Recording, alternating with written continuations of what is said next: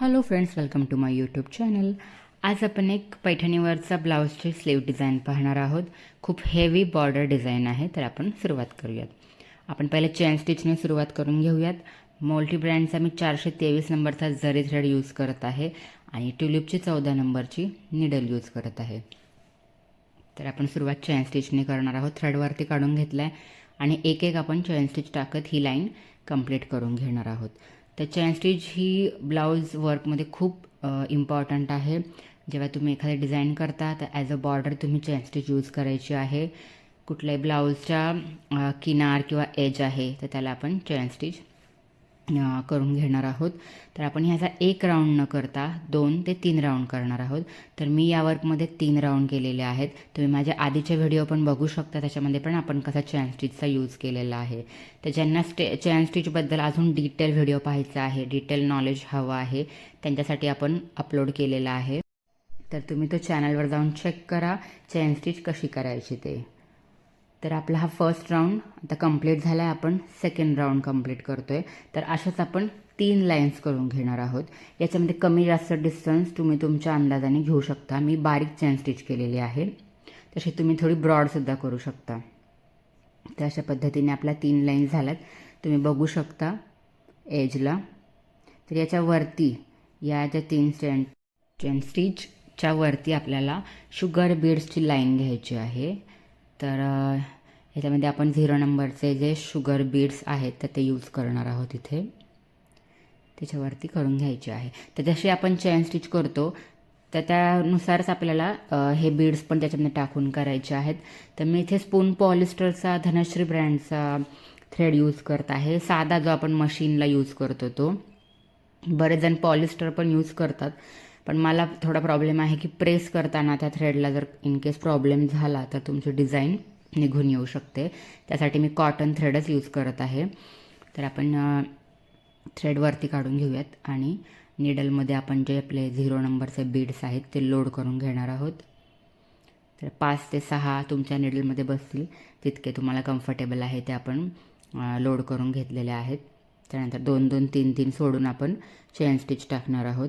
तुम्ही इथे दुसरी आयरन निडलसुद्धा येते बीड्ससाठी, ती पण यूज करू शकता, पण माझ्या हाताला ही कम्फर्टेबल आहे.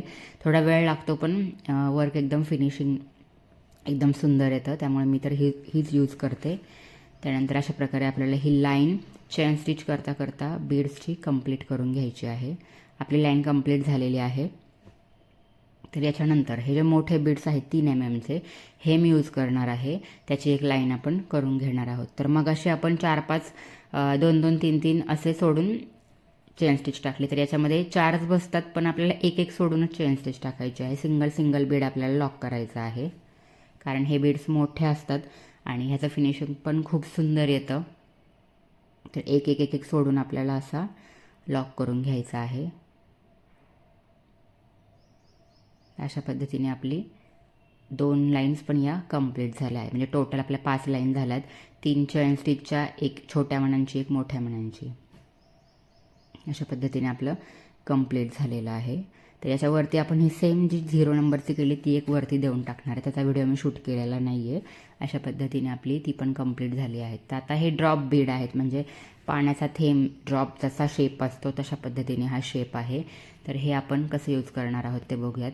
तर अशा पद्धतीने आपण जो गोल साईड आहे ती वरती करणार आहोत आणि त्या सिक्वेन्सने लावून घेणार आहोत. तर हे पण आपण चेन स्टिचमध्ये अशा पद्धतीने घेऊन इथं एक चेन स्टिच टाकणार, वरती एक टाकायचा, परत रिटर्न खाली यायचं.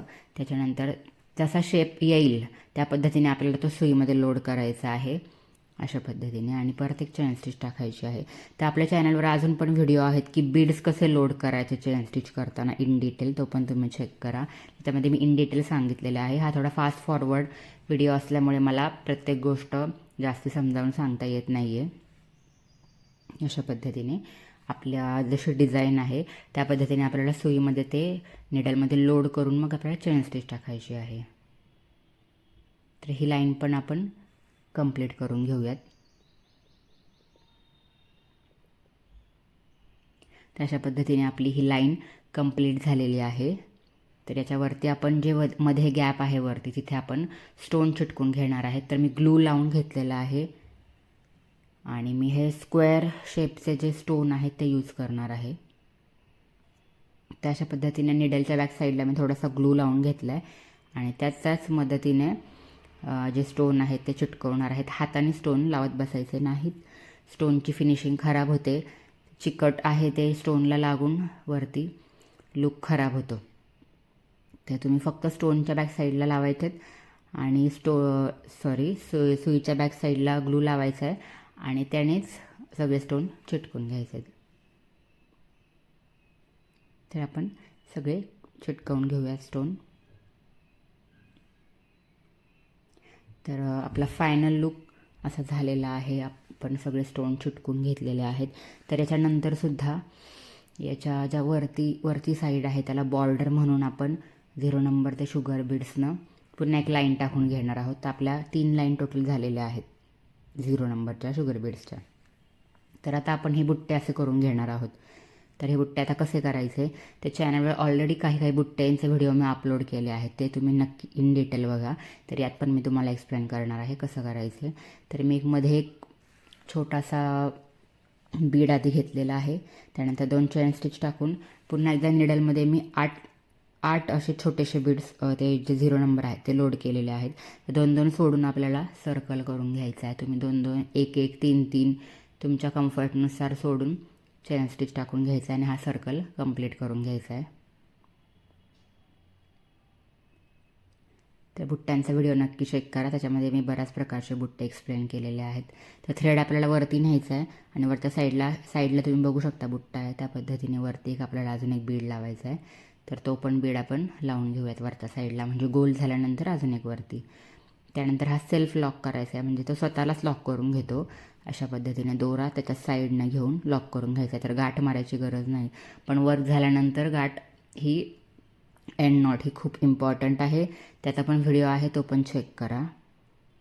तर इथे हा एक बुट्टा त्याच्या शेजारी केला आहे आपण, 2 बीड्स लोड करून त्याला पण आपण सेल्फ लॉक केलं आहे.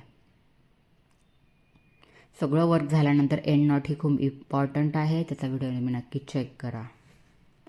तर अशा पद्धतीने आपलं बॉर्डरचं काम आहे ते कंप्लीट झालेलं आहे. तर आता आपल्याला बुट्टे करून घ्यायचे तर वरच्या साईडला, कारण ही फक्त बॉर्डर झालेली आहे. तर वरच्या साईडला बुट्ट्यासाठी मी एक स्क्वेअर कट करून घेतला आहे. मला थोडे ब्रॉड साईडला बुट्टे हवे होते, एकदम जवळ नको होते. तर अशा पद्धतीने मी आयडिया करून फक्त त्याचे जे एजेस आहेत त्याच्यानुसार मार्किंग करून घेतले. मला तेवढेच बुट्टे हवेत, कारण आपला बुट्टा मोठा होणार आहे. एकदम जवळ न येता थोडेसे ब्रॉड मला हवेत. तुम्ही पण असे आयडिया करू शकता. इथे मी देत नाही तर शिलाई जाणार आहे. तर इकडे आपण सगळीकडे मार्किंग करून घेऊयात. अशा पद्धतीने थोडासा खाली घेते, कारण तो पण शिलाईत जाऊ शकतो. ओके, तर आपण आता याच्यावर स्टोन चिटकून घेणार आहोत. आधी जसं आपण इथं खाली बुट्ट्या केला तसं आपण सेम करणार आहोत. तर B7000 हा ग्लू मी यूज करत आहे. तर आपण सगळे स्टोन चिटकवून घेऊयात. त्यानंतर हे जे 0 नंबरचे बीड्स आहेत छोटे त्याच्याने आपण वरचा हाफ पार्ट आहे तर तो करून घेणार आहोत कंप्लीट. त्यानंतर खाली ड्रॉप बीड यूज करणार आहोत. खालचं जसं केलं आपण डिझाईन सेम तशीच आपण बुट्ट्याला पण डिझाईन करणार आहोत. तर इथे चेन स्टिच टाकून आपल्याला खाली सेंटरला घ्यायचा आहे थ्रेड सेंटरला. त्याच्यानंतर इथे पण आपण चेन स्टिच टाकून एक जो राऊंड बीड आहे तो खाली घेणार आणि त्यालासुद्धा आपण सेल्फ लॉक करणार आहोत. तुम्ही एंड नॉट पण टाकू शकता. तर एंड नॉट जर नाही परफेक्ट बसली तर तुमचं सगळं वर्क निघून येईल. त्यासाठी एंड नॉट खूप इम्पॉर्टंट आहे, त्याचा व्हिडिओ सेपरेट आहे, तर तुम्ही चेक करा. मी इथे एक्सप्लेन केलेली नाही आहे एंड नॉट. इथे मी सेल्फ लॉक केलेलं आहे. त्यानंतर मी असे सगळे बुट्टे करून घेणार आहे.